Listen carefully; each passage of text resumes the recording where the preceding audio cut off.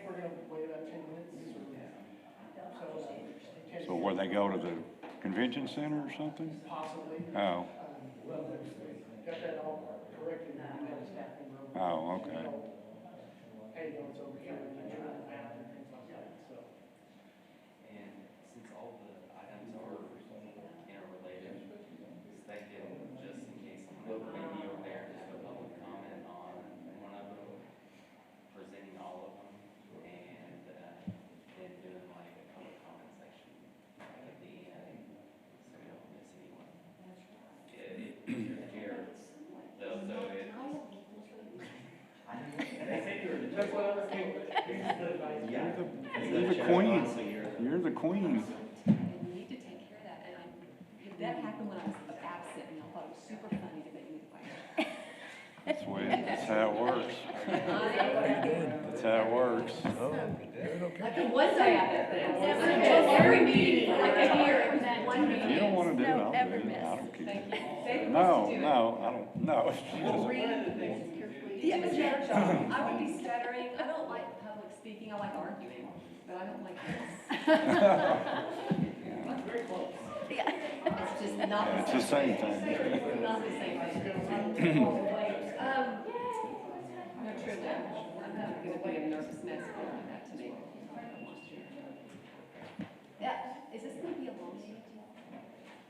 Hey, how's it going? Could have been, or could be, if there were any questions, but. I have an 11:30.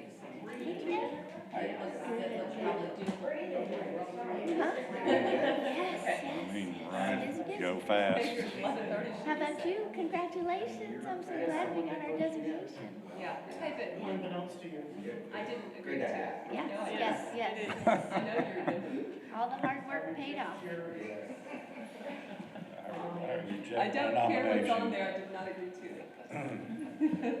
Then we really should blame Steven since he's not here, right? Yeah, no.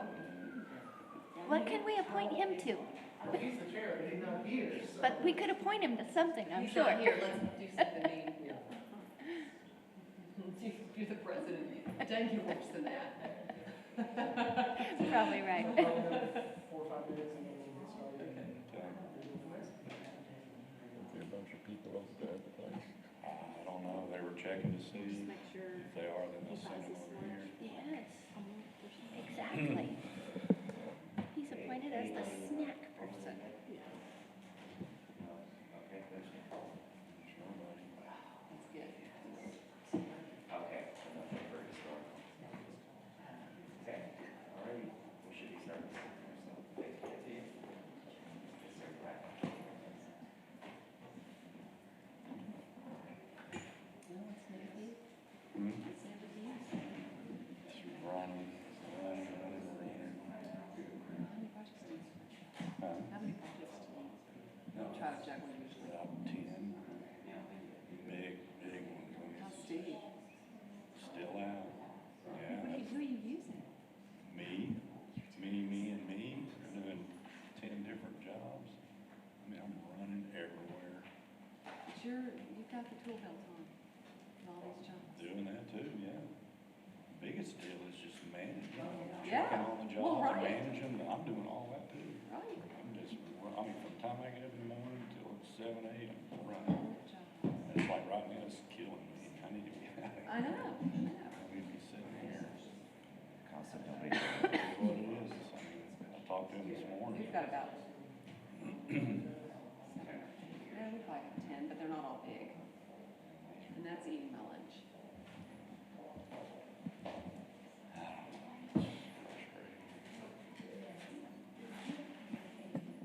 There are Angelo's cabinets.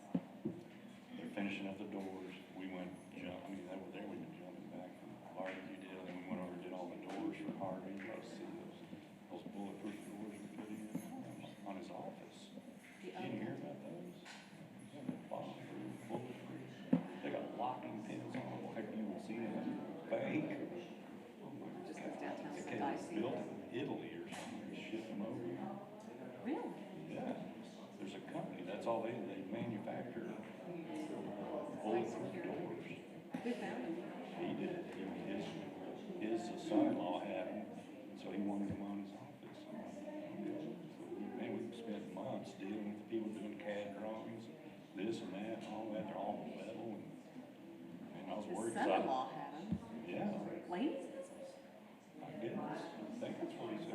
doors. They're like 25 years old. He's got them on his house. No, Front yeah, door. yeah, I don't, it's somebody else. Must yeah, be it's son, brother-in-law's, I don't know. yeah. Somebody that had it. And, so, ordered them, and, oh man, these things are. What are they worried about if they have bulletproof doors? Is this at the museum office?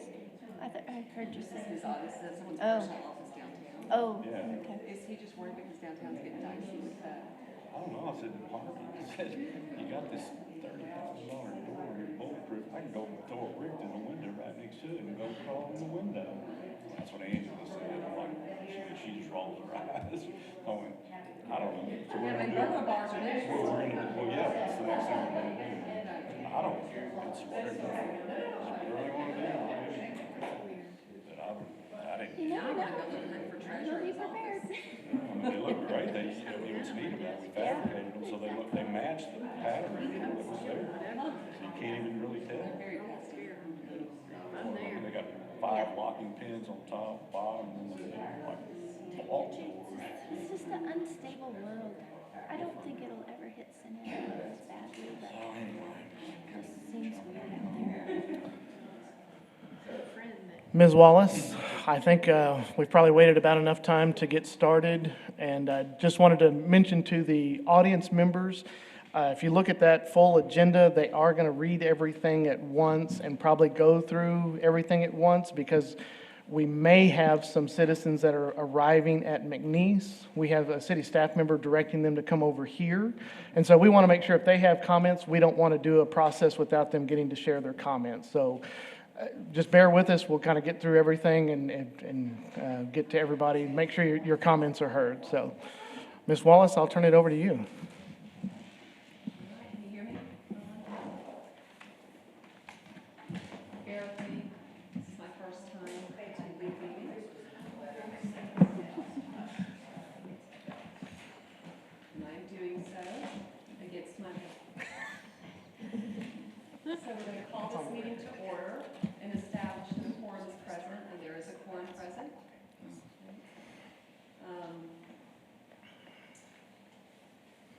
We have an agenda from the May 19th, 2022 meeting. Minutes, do we approve the minutes? Can I get I'll make a motion to approve. second. check? All right, on our agenda, first, We gotta vote. Yeah, we have to. vote. Yeah. Thank you. All in favor? Aye. Aye. Aye. On our regular agenda, our first piece of the agenda is Z22-02, the Chadbourne Corridor Historic District. The public hearing and consideration of an ordinance to adopt a new historic district in downtown San Angelo, generally located north of the Concho River, east of North Irving Street, south of East 4th Street, and west of South Oak Street. So does staff have comments? Let's go ahead and read all B and C as well, as he'll do a combined presentation. Yes, ma'am. And then we will come back and talk about A and C as public comment on each one. So go ahead and read all. They're saying her microphone. Can't they hear? Why don't you share your mic with her if she doesn't have one? No, she's got one. Oh, she's got, Yeah. oh, she does? Oh, I just can't see. No, they can't hear you. Can't hear you. How's this? Is that better? Okay. Is that better? No, green light. It was great. Yeah. That's great. Maybe it's, Can y'all hear me? can y'all hear me? Yeah. Here, try this. I was not meant to do this. It's a sign. It's a sign. Can you hear me now? Yeah. Okay. Yeah. Okay. All right. Okay.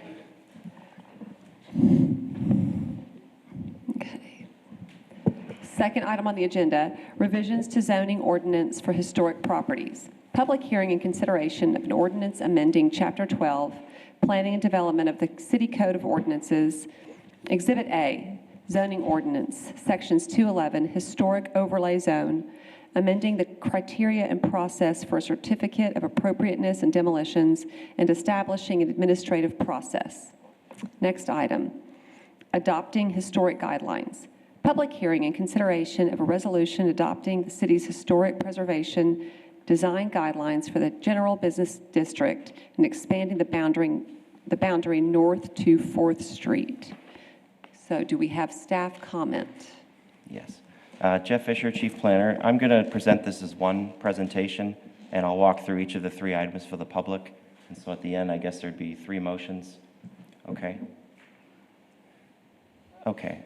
So we've had a town hall meeting on this. We had referred this to Planning Commission for their discussion as well. And we also brought this to you all several months ago. After we brought this to you at that time, we were really focused primarily on the map change and bringing the historical district into the city that our consultant had recommended last fall. After that time, we understand there was a local government code requirement to resend the letters that had impact statements on it that give more information to the public, which we thought was a good idea anyway. And so we're coming back to look at not only the historical map, but also changes to the criteria that we look at for historical properties, and then also some guidelines that we wanted to implement along with that criteria. So we're going to start with the map, then we're going to go to the guidelines, and then we're going to go, then we're going to go to the ordinance changes, and then we're going to go to the guidelines.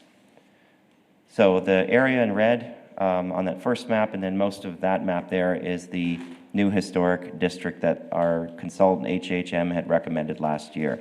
Why do we want to do that? Because that Chadbourne area has a lot of historical properties.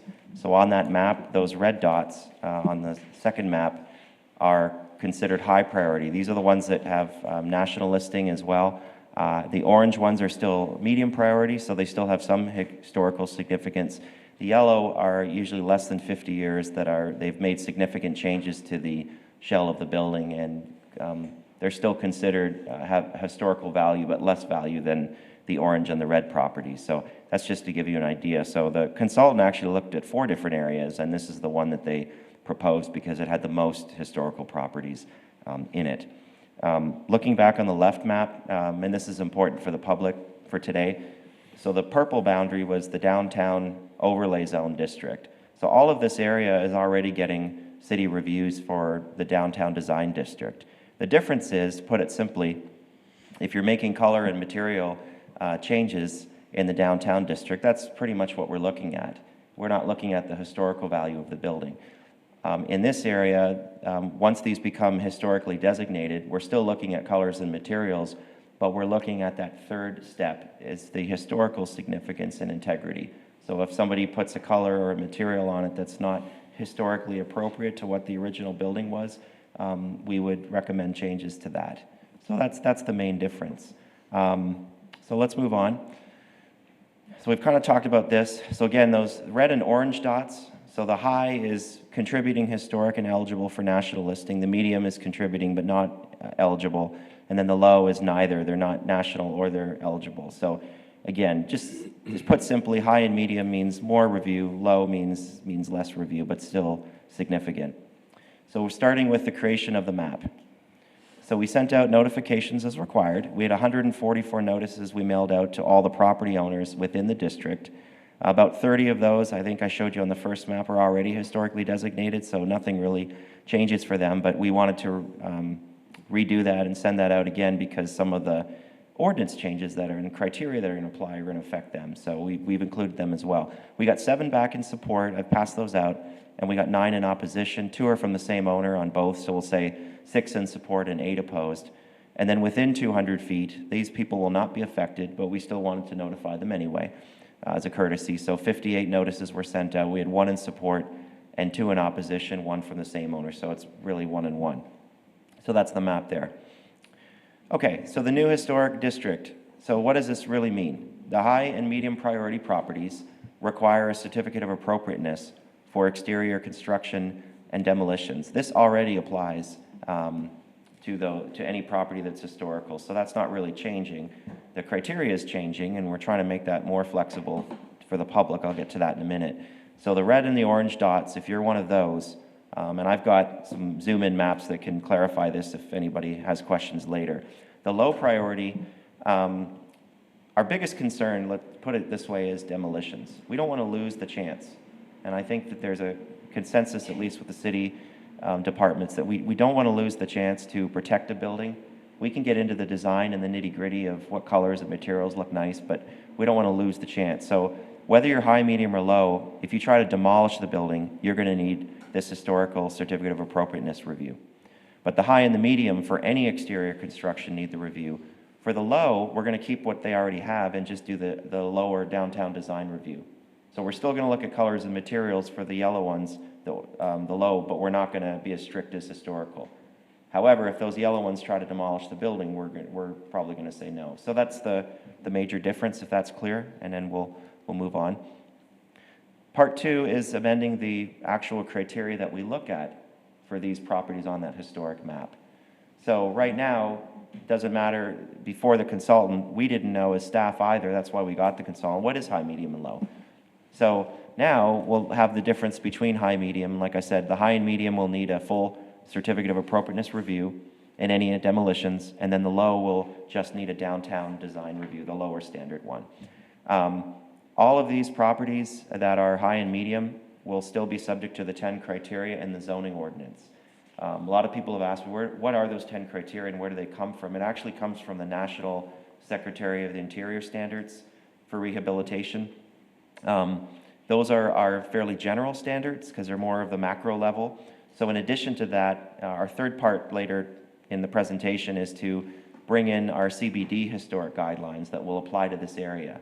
And the Cbd Guidelines were created by, I believe, by staff just about 10 years ago. So we've looked at them, in and out, but this would codify those and allow us to review them with every certificate of appropriateness that comes in. And those look at more details about design. There's a color palette in there. That's what when we talk about color palettes, materials, construction standards, and things. And then thirdly is the Secretary of Interior Guidelines. And then lastly, any surveys or other information. If somebody finds something, or we find a survey that, hey, 80 years ago, here's what the building looked at, we would also, again, this is not an absolute, but we would try to encourage the applicant to work with us and say, hey, let's try to bring it back to what it looked like before. It doesn't have to look 100%, but if we have that information, if we don't have the information, then they just go by those guidelines and standards. So I think that's fairly clear so far. The other thing that we looked at doing, so a lot of people before were historical and in that downtown overlay zone, so they needed 2 approvals. We're cutting that out. We're just saying you need 1 approval. If you're historic, and it's a lower fee too, you only pay $100 instead of $385. But also, we also looked at are there some opportunities that they could be administrative approval? Could they be simpler where the planning director could do it so they don't have to come to y'all every single month? So we basically we had that process for downtown reviews, but we didn't have it for historic. So the basic, the 10 things will mimic what we already see in the downtown overlay. These can now be administrative. So what it basically means is that if I'm changing, let's look at a couple. So I'm doing a like-for-like replacement. I've got a wood roof, taking it off, putting a wood roof back. That can be approved by the planning director. It doesn't have to come here every month. And that would be a quicker process. So we do that in like under 10 days. Signs under 50 square feet, landscaping with a private park or within a public right-of-way. 5's the big one, exterior painting. All I'm doing is painting. I don't need a building permit. I don't need to do anything else. Okay, so submit that to us. That could even be a really quick turnaround because if it meets that color palette on those guidelines, then that's it. That's all they're showing. We should be able to review that very quickly. And then the ones that have new construction, like a sign, it might be 48 square feet. It might take a little bit longer, but again, we could be pretty efficient with this. So all of those things, parking areas, driveways, sidewalks, and walkways. Now, this doesn't mean that the planning director will approve it administratively. So if he or she feels like, you know what, I don't think this seems like a pretty big thing, he could still refer it to DHRC, and it could come back to y'all. So this is just for very minor stuff. Again, it helps the public, reduces your caseload as well and ours, and gets things moving along in the city. Okay, other advantages for the property owner. So we've talked about the administrative process already. We believe that the property values will increase over time. We don't have hard data on that, but I think looking at other cities in general, that if everybody's doing this process and spending the money on the improvements, it's going to protect that area. At the very least, it's going to protect the design and aesthetics of the area. So you're not going to have dilapidated buildings or metal-clad building next to a stone building. The other advantage is the tax abatement process. So this is already in the code. So one of those high and medium properties, they can get a tax abatement of 20% up to $1,000 a year, and then the non-contributing 10% or $500 a year. This is just coming into the district. They don't have to do anything to get that. If they then spend money on a project up to $10,000 or more, they'll get in addition to that, say 20%, they get another 50% tax abatement for up to 10 years. Again, I'm a planner and not an economist, so I've just given you the general outline of that, but that is another perk for the historic properties. Lastly is the adoption of these guidelines. So this was the map that's currently existing, and I can go back to the original map, but basically it stopped like 2 blocks short of where this historic district is. So we just wanted to codify this and approve it so that we can look at it every time there's a historic review, and also to draw that map a little bit differently. So that's the one I started with here. Yeah, so it's the light blue area is the central business district. So you can see that the Chadbourn Historic District, which is the red outline, is already in that.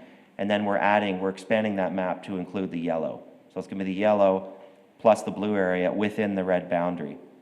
So that, again, that just allows us to apply the guidelines. And lastly, someone's probably going to ask, what do those guidelines actually mean? Here's just a couple snapshots. I have a copy over there, and I'm happy to send it out to anybody after the meeting. But again, it just gives a little bit, it's not you must do this like right down to the T, but it gives a little bit more, I guess a little bit more information for you all, for us, and for the public when they come in with DHRC applications or now the administrative applications. So like the windows, if there were major changes on a building, and let's say all that was gutted and they've got metal clad and everything, and they want to try to bring it back to what it was before. We had one on, I think it was South Oaks or South Chadbourn a few months ago, 641, and that's exactly what they did. They didn't have a replica of what it looked like originally. They used this guideline book, and they had those arched windows, and they had the parapets and the pediments on the top and the cornices, so we thought it looked good. I mean, there could be an argument that, you know, historic, sometimes there's fake historic or quasi-historic, but I think in that case it was fairly consistent with what that building would have looked like originally. So those guidelines are helpful. And there's the color palette everybody's asking about.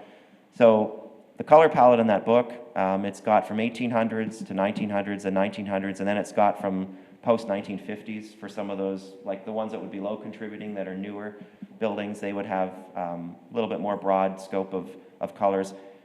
And lastly, this does not mean they have to meet an exact one-for-one match. If they meet the exact one-for-one match, and all they're doing is a paint color change, great, we'll approve it, because it meets exactly what it says there.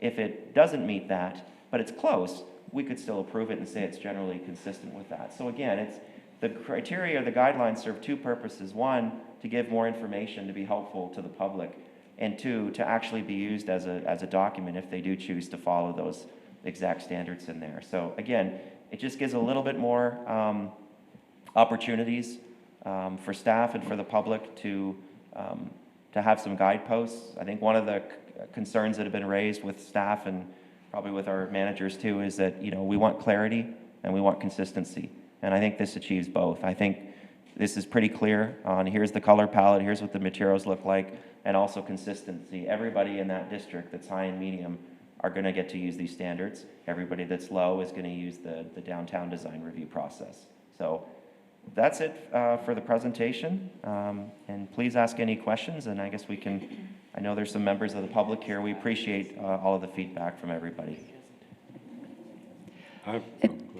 At this time, we'd like to open for questions for staff. I have a question on the tax abatement. If this thing doesn't pass, are the tax abatement deals already in force without this?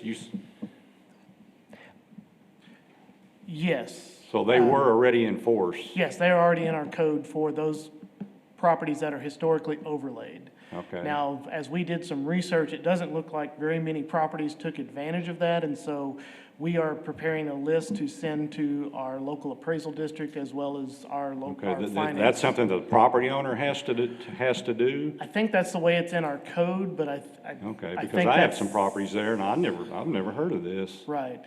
And so we lost out on that, I guess. Yeah, so that's where I think. Is there once no this- if this- retroactive, they can't go back and, I don't know the know? answer to that question. okay. I can ask that question up the chain. Well, I how did don't that know ball get dropped? I mean, what, Is I'm that not something you have to sure. apply for? yeah, The As- way I think it reads in the code, it was left up to the applicant to do those things. yeah, but I mean, how would the average citizen know that? Right, most that this wouldn't. thing was even enforced? And that's where we have worked with our current city staff to, hey, if we have Okay. somebody that comes forward with a historic property, or we create this historic district, and any of the historic properties, we're gonna go ahead and put that list forward to the appraisal district for those property Okay. owners, so that they don't have to do that. And if someone came in the future, that's one of our steps, is to make sure they know that that step is available, and we will assist them with that step. Okay. How many years have these incentives been in place? The tax abatements, Right here, yes. I'm going to guess at least 10 years in the ordinance. Wow. But again, I think in fairness, I think for planning staff, the problem is there were two different processes. So the tax abatements usually refer to when the historic district got implemented. So up until recently, all of the historic properties that were zoned go back like 15, 20 years before our current staff and managers were here. So as planners, we're looking at the design. We're not necessarily looking at the tax abatements. I think what this will do is, now it's in a very public forum like this, is give the opportunity for at least anybody new, and then you're right, we can go back and see how the previous ones were done. But I think now this will be very clear that this is an opportunity for people. Can you bring up the map again where it shows the new historic district? Yeah, this one. No, Okay. go to the next one. No, not that one. The one where, this one. Okay. Okay, on the original, that firm HHS or whatever, Yes. they came in and recommended the guidelines to there, and then you said staff went ahead and added it all, with the yellow part. Y'all Yeah, so added let me- that on, so was that not part of that first study? No, it wasn't. So let me back up just to be clear. So the area in the red here, which is really this blue area here with the diagonal lines going this way. Sorry, I didn't put in that little line, but so not including up here and this one, but basically all of this So is that in the firm red. actually did all of the study on all of those buildings, even into the yellow part. Yes, even outside the area that we're recommending, because those other areas, like this one down here, this was another district they recommended. They recommended, one of them was like an industrial area, and we didn't want to touch that yet, because Yeah. those property owners did not want to be included in the downtown design either. So we just focused on, these are the properties that have the most, this area has the most historical. I think everyone could agree Chadburn Street is the most historical part of San Angelo. Okay. So the guidelines you're talking about are things that, this is like, think of it like the guidelines will apply now to this area that the consultant is recommending to be historic. So first, step one is you'd vote on the map. Do we want to make this a historic district? Step two is, do we want to include these guidelines and allow them to be implemented for, which will include that district? Okay. Okay, thank you. Yes, sir. And I wanted to clarify on the tax abatement. We just looked in the ordinance, and it does say that the applicant does not have to do an application for those. So I'm not sure how we handled those in the past, but we have made sure that if a new historic district came forward, or new historic property for that matter came forward, we would be the lead on getting that information to the appraiser as well as our finance office to reflect those things. And it looks like it was originally adopted in '96, and there was an amendment in 2012, but we don't know exactly what the amendment was. Okay, thank you. Do we have any more questions for staff from the committee? And at this time, we would like to open the floor for public comment. I just wanted to speak to what we Can you state your name, please? Yeah, my name is Velasquez. I'm the Executive Director for Downtown San Angelo. I just want to make clear what we just discussed. In the past, people who were purchasing a building within the Central Business District and had a historic overlay designation on the building, and what historic overlay means, you specifically bought a building that has had a historical significance to it. And it was either designated by the National Registry because the property owner went through the procedure to get that done, or they went to the city and said, I want my property be listed as a historic building in the city of San Angelo. And that was the only way that you would be eligible to ask for the abatement. If you bought a building and it was not historically designated, either by the state, by the federal government, or the city of San Angelo, then you would not be eligible. That was the way it was being implemented. So if you bought property, and I'm using you, David, if you bought property that was had neither of those designations, then you would not be eligible for the abatement, tax abatement. Okay, my question is then, the people that did buy that and they knew it was historical overlay, did they get an abatement? Is there any way Probably, that? because in most cases, yes, some people did. They apply, did get an abatement? Like Dr. Meyer, I'm going to use him as an example. When he bought one of the three sister buildings, well, I mean, he may have bought originally, I think he bought two of them. So, He got abatements. okay, He so had there must be a requested- check and balance there somewhere. Somebody told the TGCAD, hey, look, they get an abatement here or something. Right. But Yeah. he was working with this, the society, I forgot the name of the preservation group Yeah. that Barbara Hesse was the president of. They're the ones that saved those buildings from being demolished and purchased them and got grants to restore them and then sold them. And when they were working with the organization that saved them, they made him aware, or anyone that was going to buy those buildings, that we were eligible for a tax abatement. Yeah. So, but they're to the point that there is confusion in relative to who gets them and who doesn't and how you learn about it.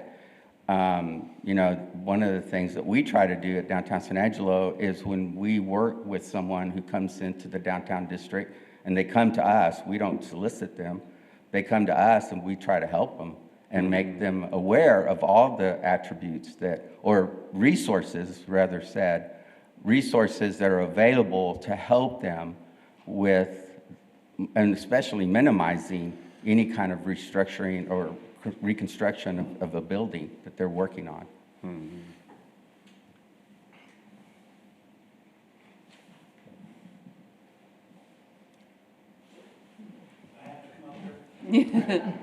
So, And you have to state your name, please. my name is Tom Siniglis. We have Tom's Tire World. If our business is already designated as if it's an orange dot right there or a red dot, is it already a historical site? And we don't need to do any paperwork, or what's the deal? Yeah, if it's a red or orange dot, it means that it's to be designated historical, but some of those properties are already historical. I think you called me and yours wasn't. So what this means is yours would become a historical property, and I think we said it was medium, is that right? Right. Yeah, so yours would become a medium historical, but it's not historical yet. And there's nothing I need to do, it just happens. No, That's right. unless you do a remodel or paint or anything, there's nothing you have to do. Yeah. Okay? So you're- And we've painted, but we haven't done any structural changes really, Yeah. Other than roofing. Second question, the color palettes that you had up there, if our color palette is different than that now, we won't have to, we'll be okay until we make some kind of change, and then we're gonna have to go to that palette, is that correct? That's correct, and not necessarily exactly that palette, just something that's similar to that In palette. general Yes, sir. direction. Okay, thank you. And I wanted to clarify that for y'all and for the public as well, because I was moving through pretty quick. Two things, just so everyone's aware. Your underlying zoning district doesn't change. So if this becomes historical, we're really just looking at the outside of a building. We're not looking at, number one, if you do any interior work, you need a building permit perhaps, but there's nothing that we're concerned about in terms of the interior. And if your zoning allows a bakery, it's still going to allow a bakery tomorrow. So just to clarify. And before I forget to ask Jeff, can we, as a committee, all get copies of the color palette? Can we have those sent to us? Absolutely, Emailed yes. or- Thank you. Yep. Any other public comment? My name's Reed Shahan. I've got a building there in between the old Spur building and the library. Tiny little, used to be a lawyer's office. We're down there with loan sharks and lawyers on Irving Street. And so I think anything is an improvement over that. I wonder if you people remember what killed downtown in the first place. It was lack of parking. We would drive around and around and around looking for a parking place. My mother would put me in and say, find a parking place. If you see one, pull in. So then we had the village come in, and that drew some of the business that way. Then we had the mall come in, and that just shot downtown in the head. And downtown was dead, dead, dead for many, many years. And now we're starting to come back little by little. Sealy Flats was something that brought some people downtown. We're starting to get a few small businesses there along Beauregard, Urban Salt. Things like that are not necessarily according to your certificate of appropriateness that you're showing there or your color palette, but you have to have a certain amount of excitement to bring people down. Would all of this have allowed Twisted Root to put a truck on top of their building? Would that have been something that would have gone with and then that would be in the historical district, what you're showing here now. The Angry Cactus was an absolute armpit of a building that was nothing, and somebody came in, threw money into it, and then got into the controversy about, well, your sign is green and it's got spikes on it and we can't understand it, and we just don't like it. That created some excitement that helps to bring downtown back. My own building will be a little office forever. I'm never going to do anything with it.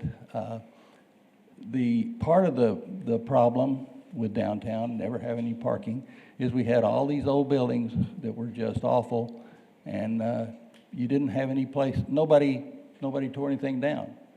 The property tax was cheap enough that you could just keep it and hold on to it forever. The Mcburnett Building, which is just across from the library, big tall building, at one time had Bart Mann in it. Lately, it's just been essentially a cell phone tower. Nothing going on in that building. Pieces of it are falling off into the street. I'm glad that this is not all stick, that it's got some carrot to it, and that somebody who's trying to come back and put some money into a property and make something of it has got some carrot there. But the phrase certificate of appropriateness is just, it's so cute. And asking, Mother, may I, my awning on my building, let's see, it's green, can I go for orange? How long will it take me to go for orange? How many boards will I have to go to in order to get approval to get an orange awning? Mine just got shot to death with the hailstorm. I need to get something up there, but do I have to go back with what it is? A lot of this district, or if you want to go very far back, we're standing where they were tanning hides. Look at some of the old MC Ragsdale photographs. We've improved it a lot, but I want to help make it to where young people who want to get a building and improve it and make entrepreneurial enough to make something of it. And Jeff has helped a lot in this, in the proposal of trying to get it to where you don't have 3 different overlays where you got to pay this and this and this and draw up all these drawings and you still make it turn down. That is awful. People just say, screw it, I'm going out west of town. I'm going to do it out there. So it's a mixed bag. It's not going to affect me much with my property, what I'm doing with it right now, but some of these other people, it might. Thanks. Thank you for that. You posed some good questions. Would anybody like to comment on that from the committee? I would like to comment on that. I think, and I'm going to speak for myself, and I hope I'm speaking for the committee, and I hope I'm not pushing the boundaries of the point of the committee too much. I think we are all for progress, first and foremost, for downtown.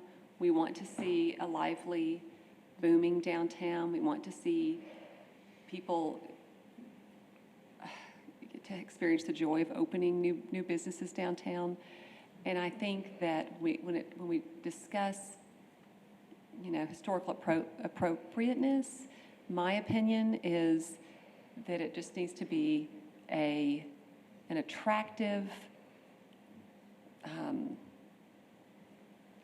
elevation with a historical presence, rather than being strictly Victorian or strictly in this, it's got to look like, it's the 1930s. I think it's this, a historical presence.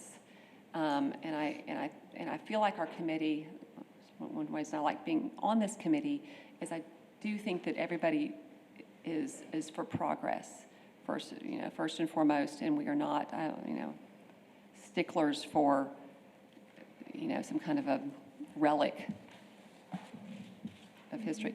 And so I'd like to hear what staff, what you all think about. I certainly agree that we need to find the criteria that is still flexible enough for staff review as well as the board to make a determination, say maybe even if staff said, well, no, that truck on top of Twisted Root would not be appropriate, the board has the ability or the flexibility to say, we think differently. Okay. I do feel for the gentleman's comments of, well, do you have to go to this board and then this board and this board? And that is a challenge where with the certificate of appropriateness in this historic district, we are trying to make a category that is administratively approvable, so it doesn't have to come to the board like we do with some of our other DHR cases. But if it's historically overlaid right now, it has to come here. So even for a sign change, it would have to come here. And that does seem a little laborsome for, hey, I just want to change my sign out to advertise, hey, here's my business. I do think as you move from the city's core, whether it's going north or even east-west in that historic corridor, yes, they're going to be historic overlaid, but each building has its own character. And so like Tom's Tire World, well, that's a very unique building, but it's also a historic for that time period, and it looks great. And did they choose a color that was close to the palette? I think the staff needs to be flexible enough to say, okay, yeah, we're within a range of blues for per se for that building.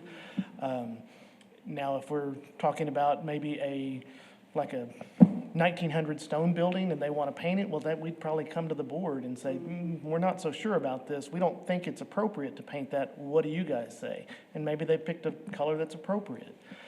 And that's the challenging part of how much bureaucracy do you put between the business owner and getting to what they really need to do out there, and that's a challenge.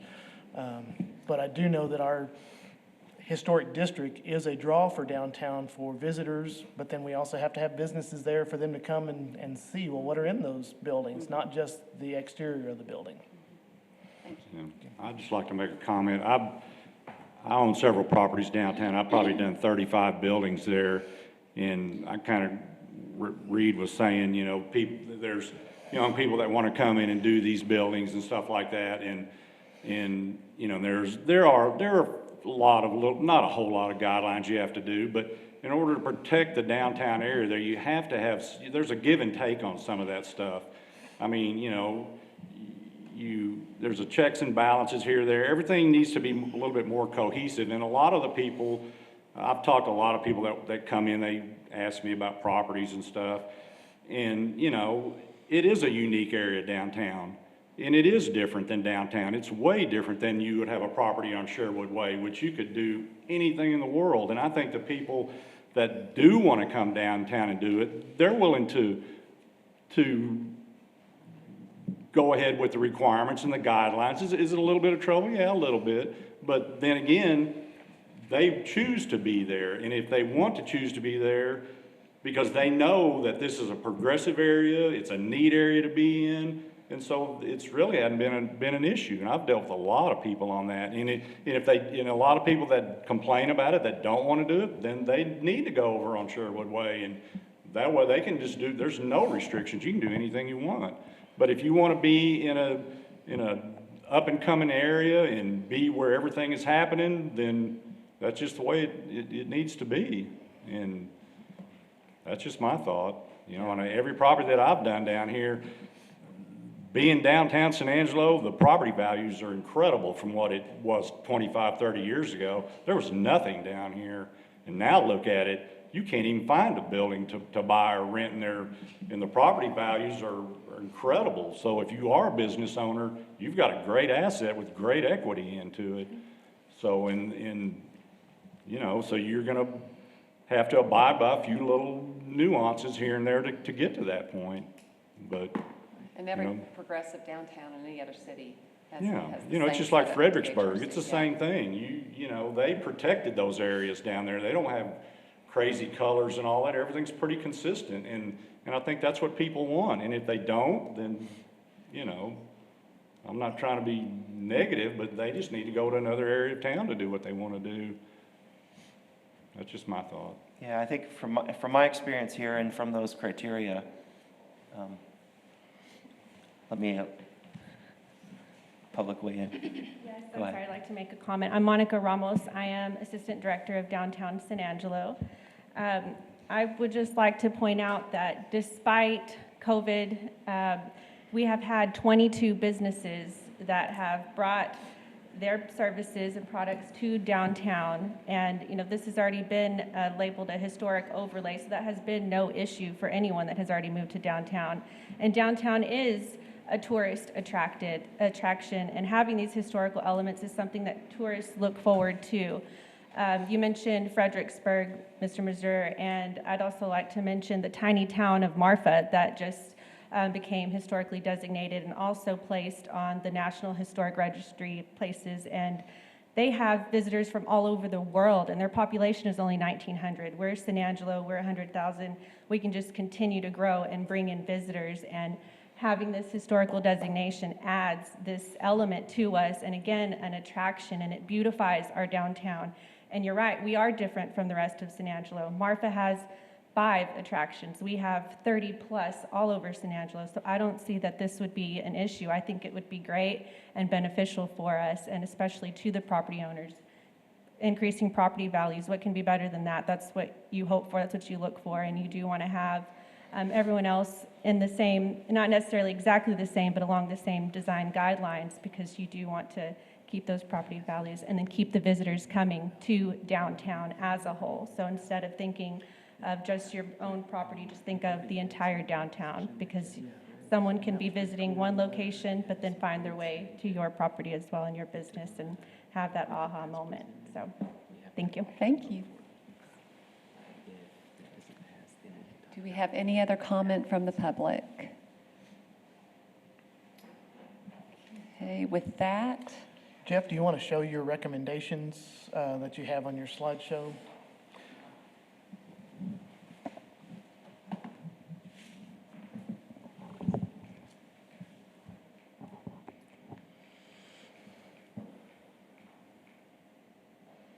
And just, you might walk through each one of those, just, or at least the first one, and then let them, if there's any discussion of how they want to do that first piece, and then we'll take each piece individually. Okay. So the first one is, excuse me, approval of Z2202, the new downtown historic overlay zone, generally located north of Concha River, east of North Irving, south of East 4th Street, and west of South Oak Street. So this is the district. This is the new historic district. The second one is approval of an ordinance amending Chapter 12A of the ordinance, Section 211, Historic Overlay Zone, amending the criteria and process for a certificate of appropriateness and demolitions and establishing an administrative process. So this is the code changes. And then third, approval of a resolution adopting the city's historic preservation design guidelines for the Central Business District and expanding that boundary north to 4th Street.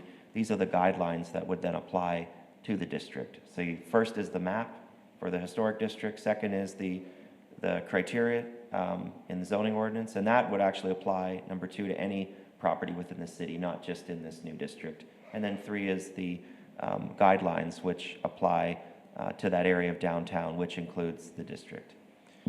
And Jeff, could you explain on if they were to take a motion and a vote on the district map? We have had some notices or letters that have come in and said they would like to opt out, and they need to consider that. Yeah, I'll take that one. There's actually, so normally our code requires that you have to have 4 members vote to take any action.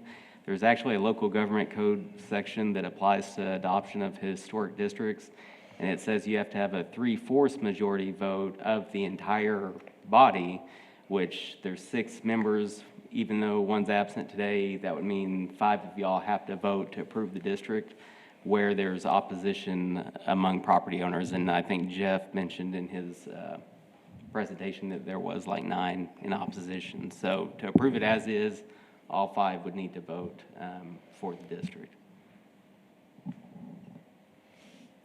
Okay, so run that by me again. So if this thing is approved, and then somebody says, I don't want my property to be in that historic district, they would come before our board, and they would take 3/4? So the way the code section is, it says if they don't consent, then it requires a 3/4 majority vote.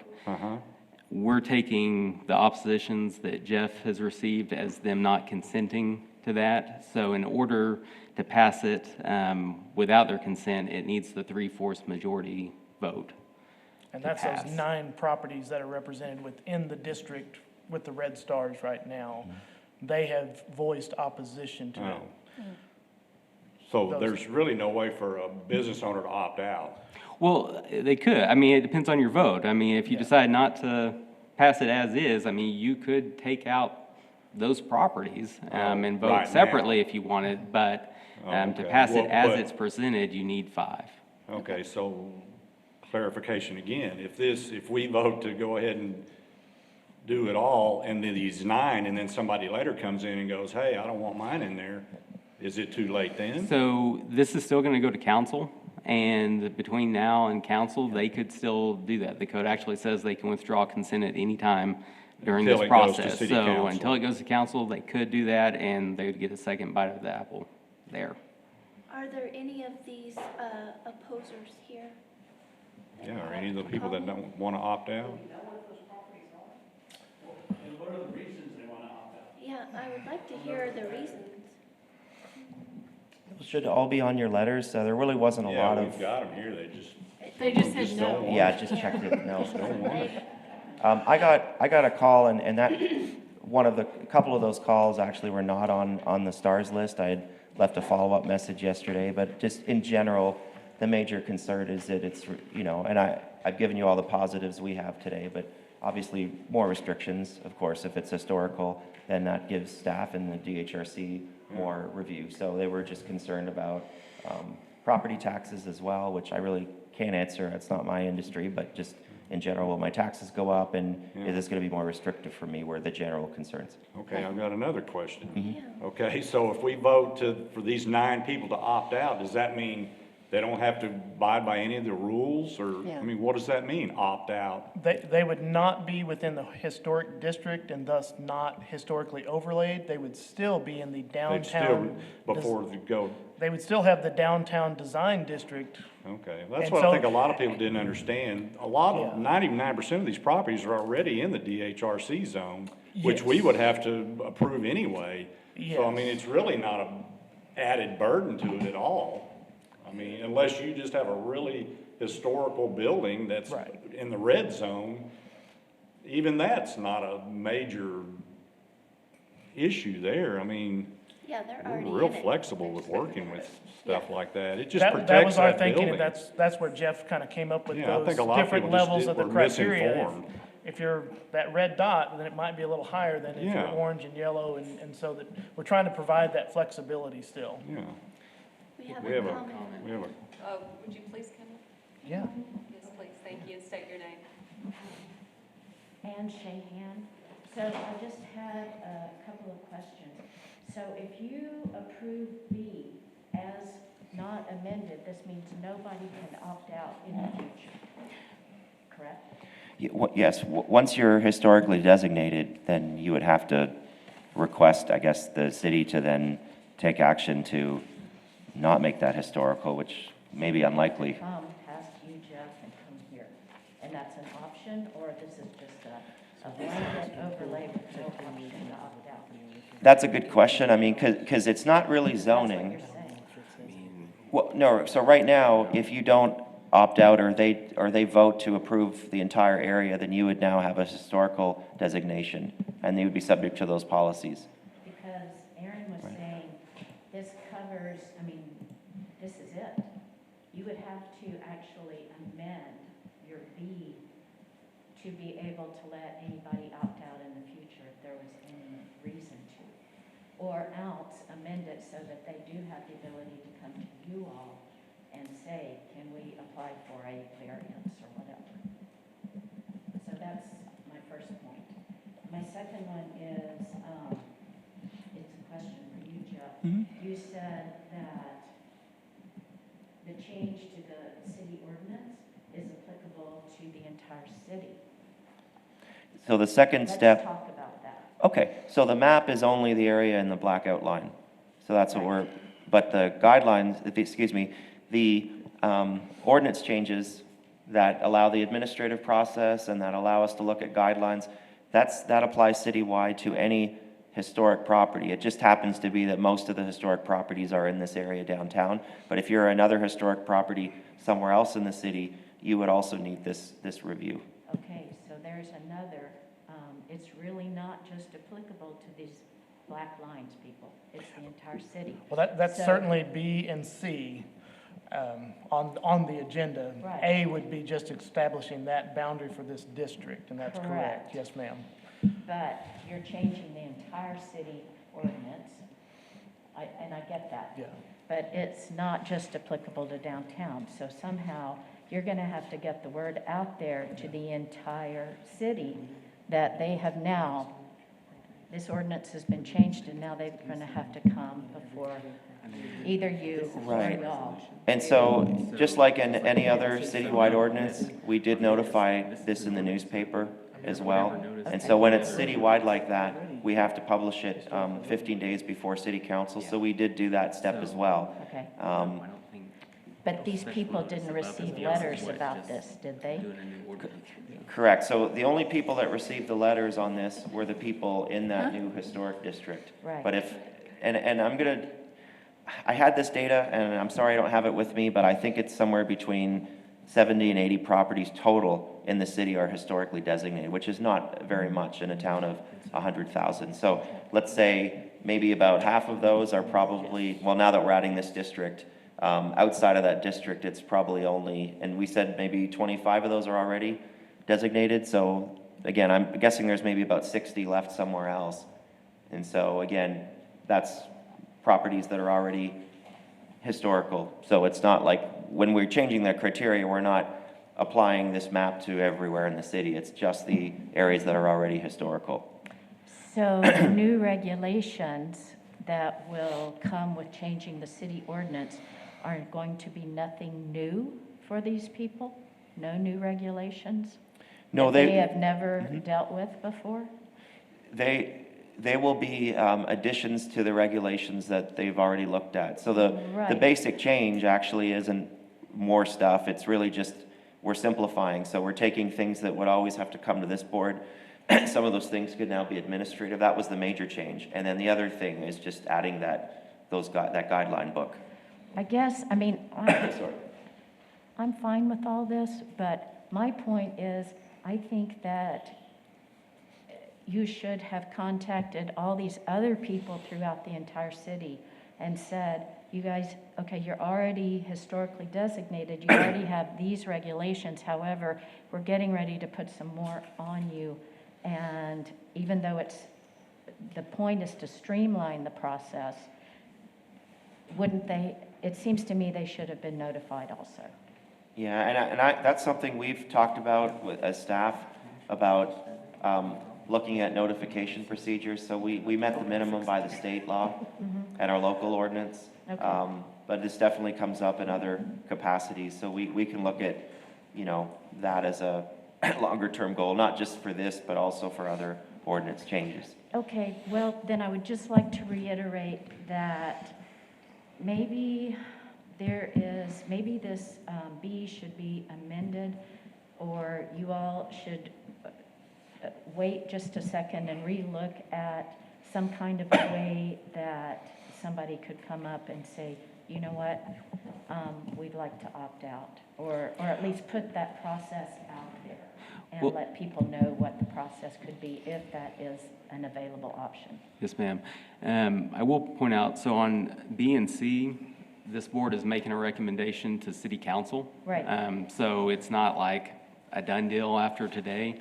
And being an ordinance change, I mean, that is going to be something that's published. And so, yeah, I understand we're not sending out notices to each individual property owner, but it is being treated just like any other ordinance amendment would be, throughout the entire code. So there would be the opportunity at council for people as well. Okay. Thank you. Thank you. I wanted to make a comment. I agree with her that I think it would come to a surprise for those that are historically recognized, but not in this area.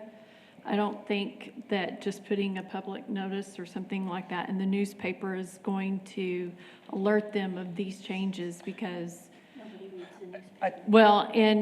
they say, well, this only has to do with this area, but not really taking into full account of the whole things that we're going to be voting on, saying, because this would affect them, even though they're not in this area. They're thinking, well, this is the map of the area. I'm out of that. I would not have to abide by that, but they would.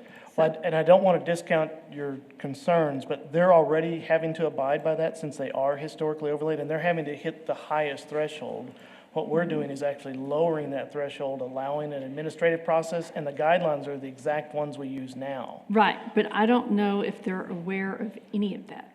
I mean, some of these properties may not even be aware of it at all, of what they're supposed to be abiding to now and what it could be, even though it may be easier.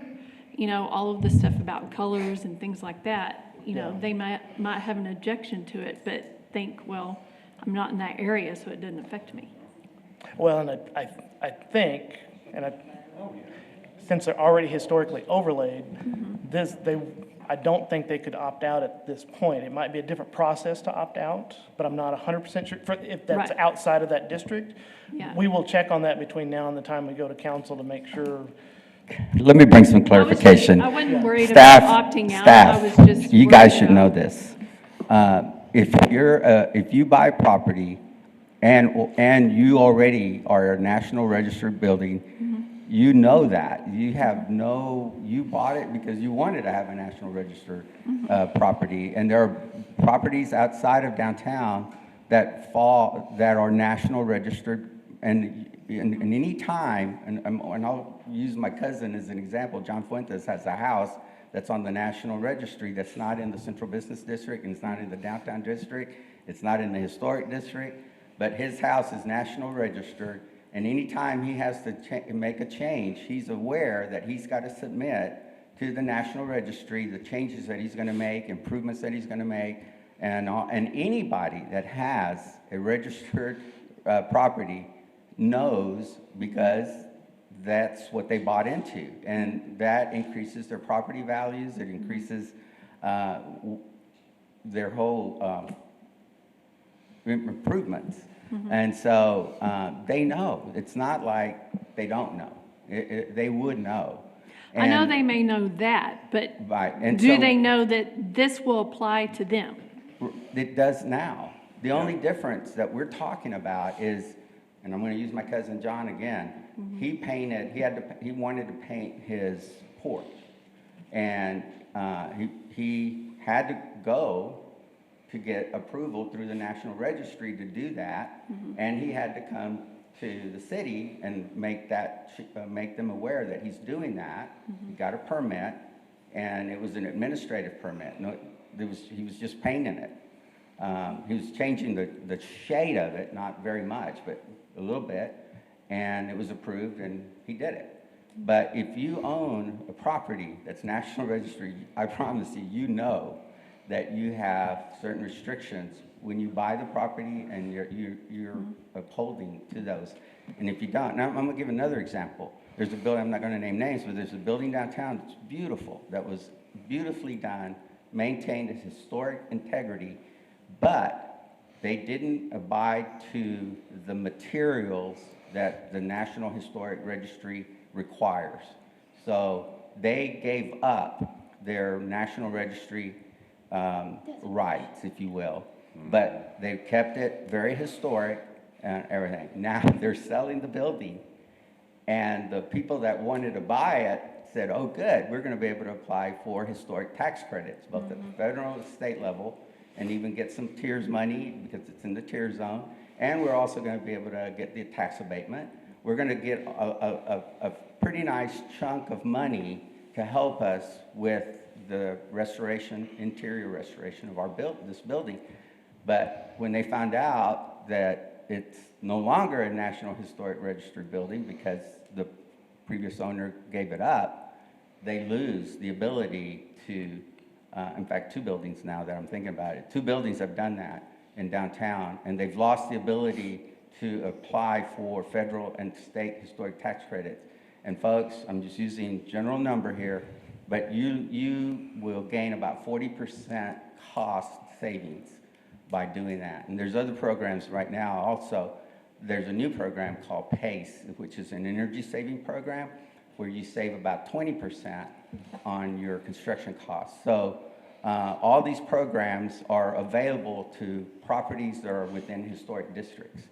And so it is a big advantage financially. Yes, is it more expensive? Probably.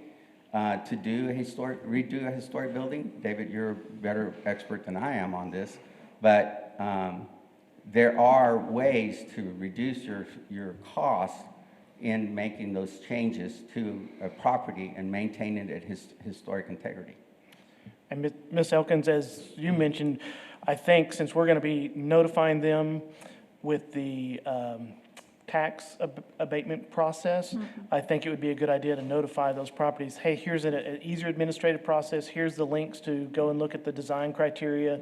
So I think we will be sending a letter to each one of those properties, particularly the local ones that have just a local designation. So I think your point is made that let's make sure we educate them of what they need to do. Right. I was not worried about the ones that have national. It's just the local stuff that, because we bought a house office type thing in the river corridor and stuff, and we wanted to put a sign up.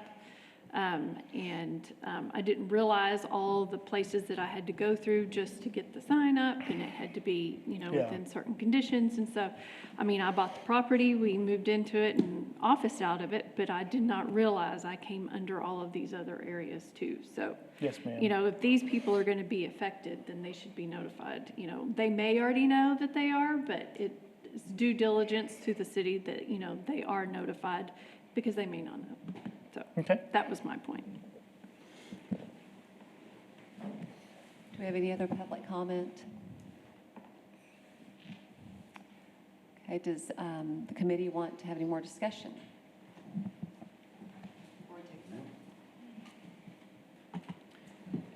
Does someone from committee want to approve the recommendation from staff for number 1, Z22-02? Are Are we approving all of them at once Well, I think we need to take separate motions if we can. for each one? Yes, sir. So my question is, what about the ones that were, the 9 that want to opt out? Are we gonna, what does the board think of that? Do we want to include that on this on this approval, on this motion? So you can approve it as is and have them in the district, and if you do that, you need to have a vote of 5-0.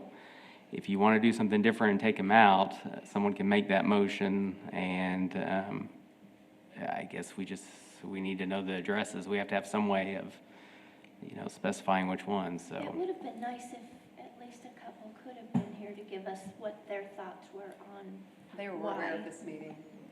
Oh, yeah, Yes. they would have gotten Yeah, it was on individual there. notices, mailed notices on that. Okay, I make a motion that we approve Z22-02 as presented. And can I do all 3, or? Just take the one. Okay. We have a second? Second. All in favor, say aye. Aye. All opposed, say nay. Then, Oh, Yep, then we'll go that to the passes. next one. the next one, okay. I guess number 1 is approved.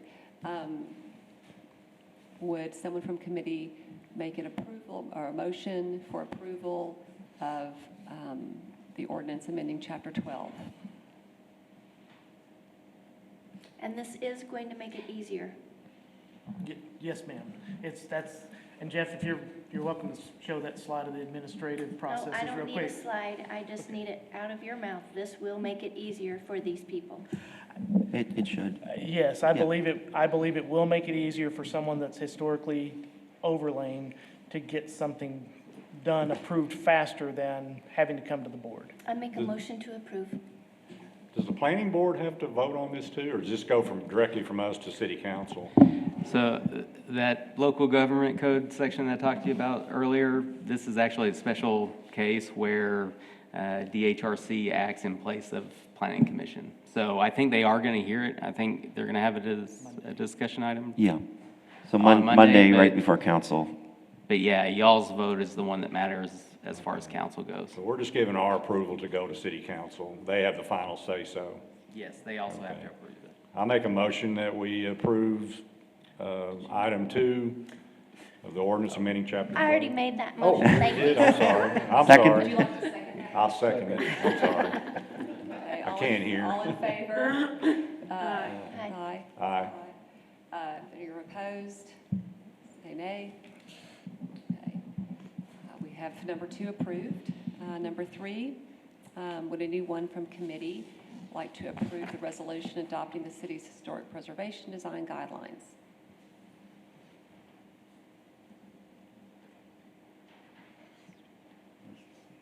I will make a motion to approve. I will second. All in favor? Say Aye. Aye. Anyone is opposed with the sign of nay? And we have approval for all 3 staff recommendations. Next, does the city have a division report to present? Can you do the public comment section real quickly as well? That's in case there's any comment Oh, from the sorry. public Just on a something that's general. not on the agenda. I thought we'd done that.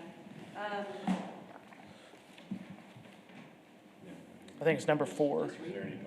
Is there any public comment at this point? Any Yeah, concern? for matters I not didn't have raised the on vote the yet. regular agenda, yeah. Okay. Does the committee have a division report?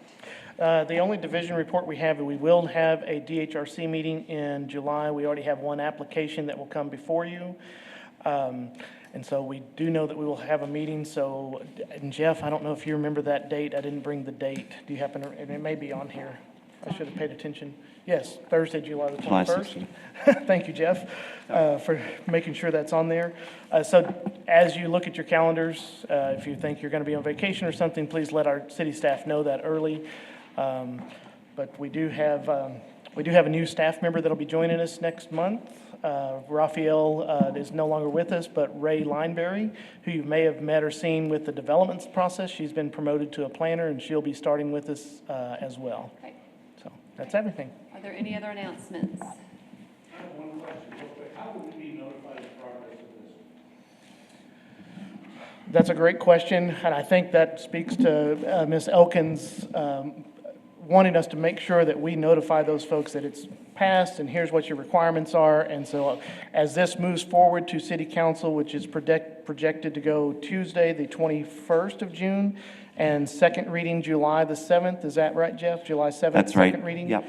After that, if it is approved in whatever manner it's approved, we would be sending out letters to those property owners to letting them know this has been approved and here's the process to move forward. If they need to do, if they're looking to do any kind of exterior renovations or painting or something like that.